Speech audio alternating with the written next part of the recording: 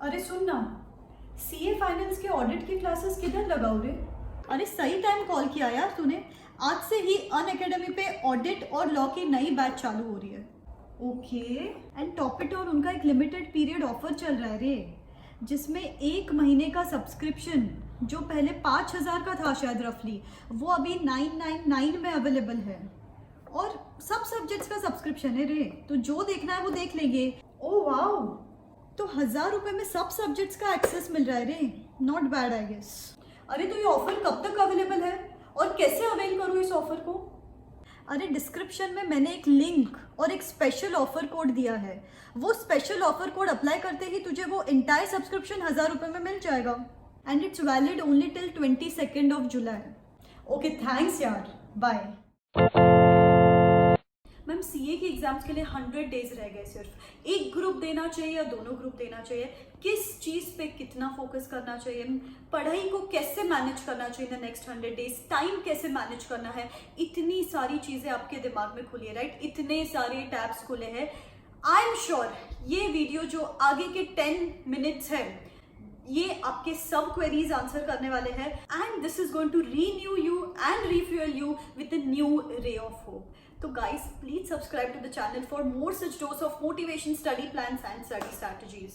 So guys, इस 100-day study plan में 3 important factors है. The third factor is the most important, so stay tuned till the very end. The very first factor is group decision.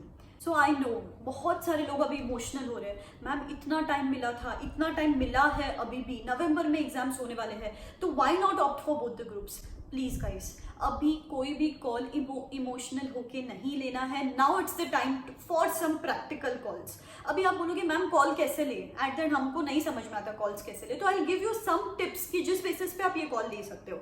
सबसे पहली बात, जो लोग repeaters है, जैसे जिन्होंने नवंबर में एग्जाम्स दी है और सपोज उन्होंने अभी तक पढ़ाई चालू ही नहीं की है, इट्स ओके गाइस। अगर आपने नवंबर में एग्जाम दी थी और बाय मार्जिनल डिफरेंस रह गए थे थोड़े मार्क्स से, या पढ़ाई कर ली थी और एग्जाम पे जाके पैनिक कर लिया था, तो 100 days are quite sufficient for you. अगर क्लासेस वगैरह एक बार की रीडिंग हो चुकी है तो डेफिनेटली अ मस्ट गो। लेकिन इसका वाइसा वर्सा, अगर आपने पढ़ाई ही नहीं की थी लास्ट टाइम, या फिर एग्जाम में जाके आपको समझा कि आप थरो नहीं थे पढ़ाई के साथ, तो डेफिनेटली आपको एक ग्रुप के साथ ही स्टिक करना है अगर आपने अभी तक पढ़ाई चालू ही नहीं की है तो this one's for the repeaters. For the second ones, जैसे अभी जो लोग इस बार नए बार ऑप्ट करें, मतलब इनका नवंबर वाला एग्जाम फर्स्ट अटेम्प्ट है, तो अभी इनके लिए 2 थिंग्स मैटर करेगी। आपको first of all backward calculate करना है कि क्या आप सितंबर और अक्टूबर मंथ रिजर्व रख के 31 अगस्त तक आपके क्लासेस और आपकी पढ़ाई सेल्फ स्टडी खत्म हो जाती है, तो why not, definitely go for both the groups. लेकिन अगर आपको लगता है कि 15 सितंबर 20 सितंबर तक भी अगर आपके क्लासेस खींच रहे हैं, अगर आपकी आर्टिकलशिप है, बहुत सारी दूसरे फैक्टर्स भी कम इनटू पिक्चर हियर, तो आपको सिंगल ग्रुप ही करना चाहिए, नहीं तो it's going to be a waste of time. To sum it up, 31 अगस्त तक अगर क्लासेस और सेल्फ स्टडी हो जाती है तो we are good to go for both the groups. And the second pillar of this 100-day study plan, which is the heart of this plan, that is set milestones, set realistic milestones.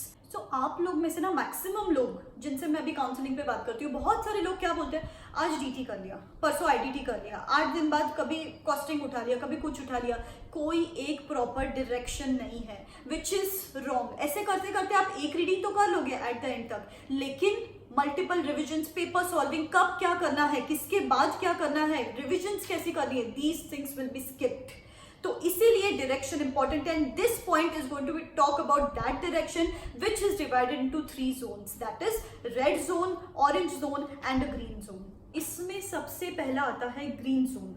Now आज से तो पढ़ाई चालू करेंगे अपन पक्का, तो 15 जुलाई से लेकर 15 सितंबर, ये वाला जो ड्यूरेशन है, this is our green zone. तो ये 60 डेज में क्या अपना एजेंडा होना चाहिए? फर्स्ट ऑफ ऑल, जो फर्स्ट रीडिंग है अपनी, ये जो 60 डेज की रीडिंग है, इसमें कॉन्सेप्चुअल क्लैरिटी सबसे इंपॉर्टेंट फैक्टर है। जैसे मैंने मेरे लास्ट वीडियो में भी बताया था कि नॉलेज ओरिएंटेड बनना है, सबसे पहले आउटकम से पहले नॉलेज ओरिएंटेड बनो, तो conceptual clarity, practice, sufficient practice और नोट्स मेकिंग, ये 3 चीजें होनी चाहिए इस रीडिंग में।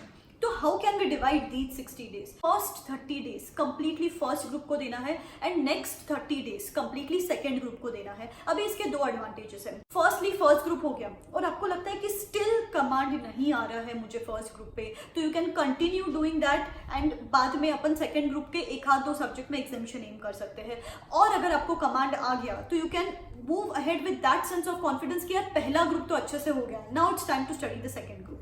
तो अभी फर्स्ट ग्रुप सेकंड ग्रुप को सब्जेक्ट वाइज कैसे डिवाइड करें? अभी रफली सी 8 सब्जेक्ट है और 60 डेज है। मैं जनरली ये रेकमेंड करती हूँ कि एक एक हफ्ता देना है पर सब्जेक्ट और एक एक हफ्ता में उसको कैसे डिवाइड कर सकते हो, या तो 14 डेज फॉर 2 सब्जेक्ट्स। अभी ये 14 डेज में एक प्रैक्टिकल एक थियोरी हो सकता है, एक स्ट्रेंथ एक वीकनेस होता है। Now this is going to differ from student to student. Now this is a generalized plan. अभी किसी को भी personalized plan चाहिए कि बहुत सारे लोगों का ऑफिस चल रहा है, आर्टिकलशिप चल रही है, बहुत सारे लोगों के क्लासेस भी खत्म नहीं हुए हैं, तो they are having some restricted time span with them and they have to manage all the subjects within this time frame. तो for students like these, you can certainly register for the personal counseling sessions. तो आपका जो भी time constraints है, strengths है, weakness है, classes क्या है, articleship जो भी चल रहा है, considering all the parameters, we can develop a concrete plan for you.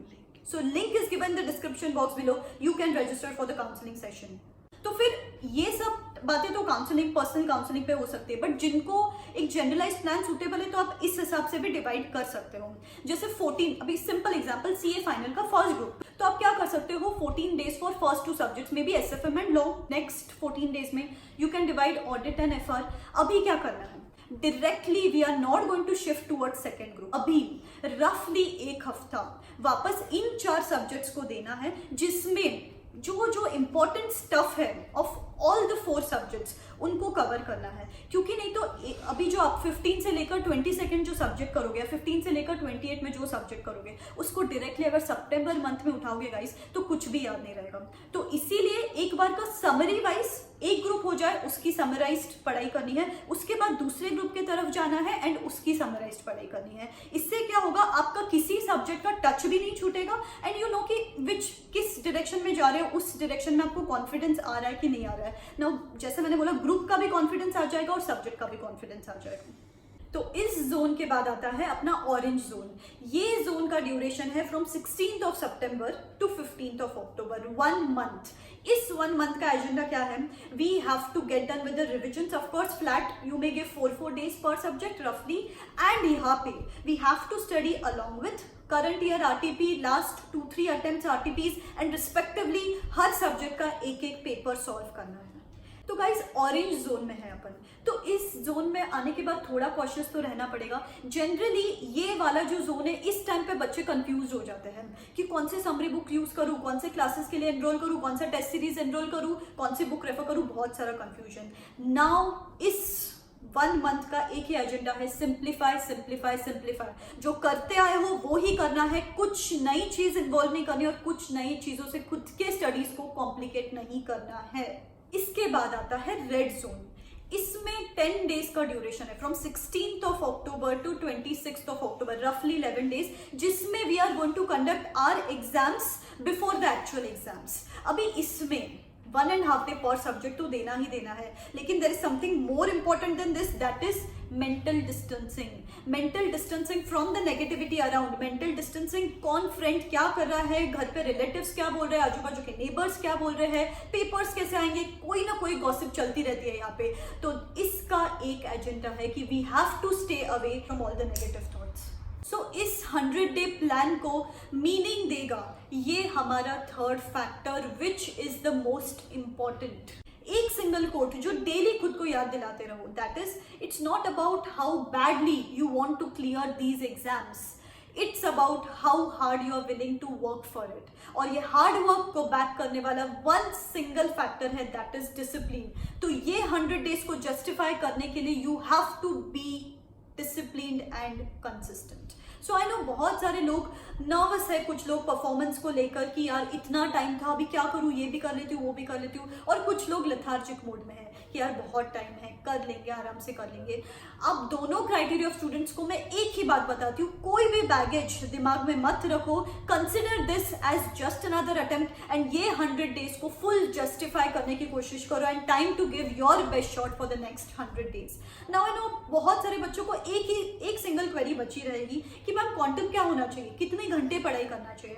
C guys, this is going to differ from student to student. कोई बच्चा है जो दिसंबर से पढ़ रहा है, कोई बच्चा है जो जून से पढ़ रहा है, तो ये is going to differ from person to person. So you can analyse that. अभी मैंने आपको 8 दिन बोले हैं करने को, तो यू हैव टू डिसाइड कि मुझे कितने घंटे लगेंगे इस सब्जेक्ट को करने को, and you can split the days accordingly. तो sum it up, in life you don't get what you want, you get what you work for.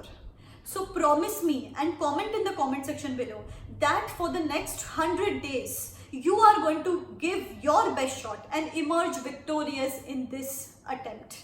All the best, guys.